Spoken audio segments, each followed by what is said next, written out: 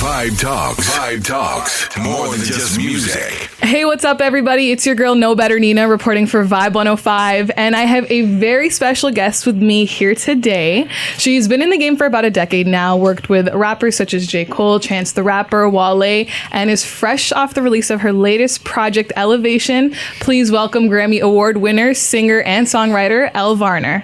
Hello. Hey, so how are you doing? How are you enjoying the city so far? I love it. Yeah? I love it. Done anything like touristy yet? Or? You know what? This is probably like my 7th or 8th time. Oh, okay. So you're local here now. Yeah, basically.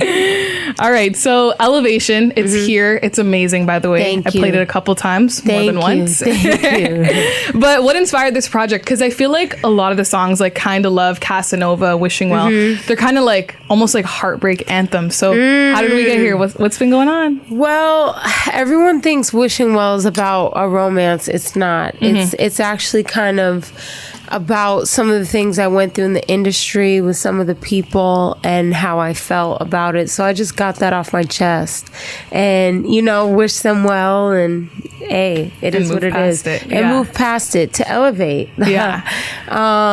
Casanova, Kinda Love, it's obviously I'm not married yet, so I've gone through certain things. My friends have gone through certain things, and I just sing about it and I talk about it. Yeah. And so how would you say that Ellevation is different from your debut album, Perfectly Imperfect?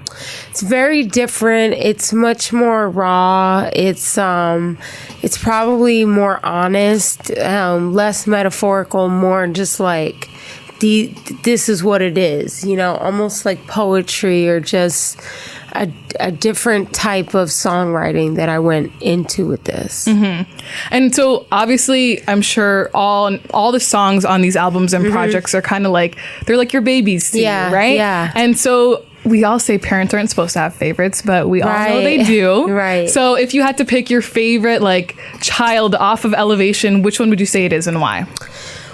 Oh my gosh, it would be twins. Coffee on the Roof and Wishing Well. Yeah. And why are those two your favorites? Coffee on the Roof is like when I play it for people. I was at SoundCloud the other day at their offices, and just everyone's head just started knocking. Like when I heard it, the track, it made me. It just took me somewhere, and I love when music does that. Yeah. I just love that song and Wishing Well, clearly because of the message that it has behind it that I mentioned. Also Rhapsody's verse is just so incredible. Yeah, for sure. So you dropped the visuals for Kinda Love not too long ago. Yeah. Which is obviously a really empowering song that I feel like a lot of girls, including myself, can relate to. Thank you. So without giving too much away to those people who haven't seen the video yet, how would you describe the overall concept behind it? Well, if you've been a fan for a while, you'll know that I've never done an in-studio video. I've never done choreography.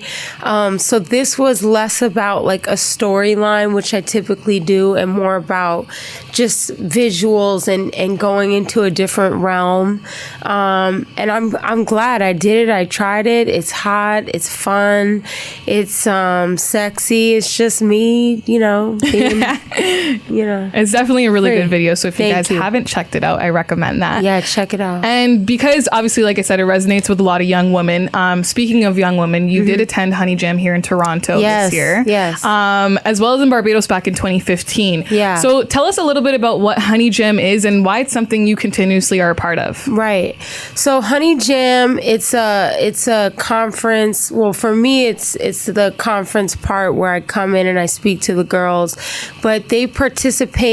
I don't know if it's a few months out of the year, but they develop their skills performing wise, musically, and then when I come in, I talk to them about the industry. I talk to them about just any questions they have as aspiring artists. Some of them are already in the business, but it's important to leave a trail behind, for the next one coming, and to protect girls, protect women, especially because we are targets in life in so many ways, just in the world. It's hard out here for a woman. And any way that I can be a part of what uplifts and inspires and helps them, I do it. And so, having experienced Honey Jam in both Barbados and Toronto, how would you say the two are different from each other? I definitely got the same energy. It's refreshing because these are young girls that are so excited and so talented. And you, like, I'm from LA and I live in New York. So those are two of the most cutthroat places in the business. People aren't walking around smiling, being friendly. Like, they're just trying to get to their spot and claim their spot. And that's so whack. Because you don't know what someone can do for you. And I see some of these new artists and they just have certain kind of energy, and I don't know, like, that's not my thing. I appreciate humility. I appreciate someone who really is not looking for something to take from you, but just wants to absorb and respects that you have been in the game. You know what I mean? So I always get that energy from the girls at Honey Jam. Yeah, that's definitely a great feeling because it's like they're picking it up from you, like they're learning from you, right? Yeah. And so, based on your experiences throughout the music industry over the years, what's one thing that you really want these young female artists to take away from their experience at Honey Jam? I just want them to believe in themselves, and I want them to take the time to define who they are for them.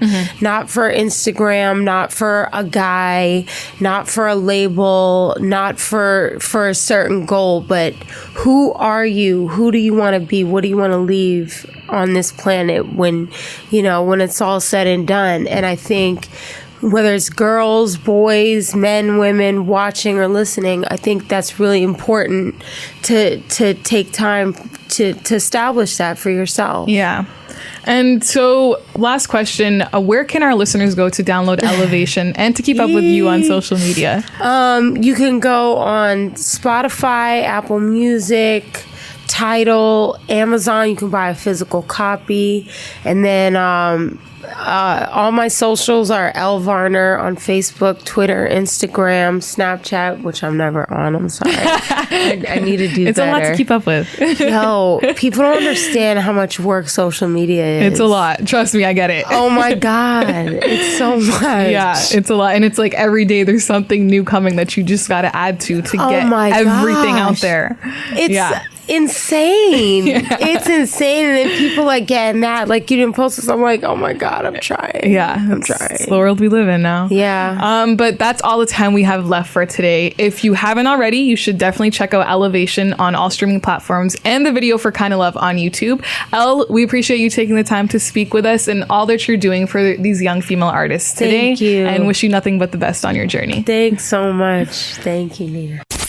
And now back to your Vibe 105. Hey guys, it's No Better Nina just wrapping up in the Vibe Studios. But before I go, here's a preview of Elle Varner's latest single, Kinda Love, off of her EP, Ellevation. Wasting my time when you ain't got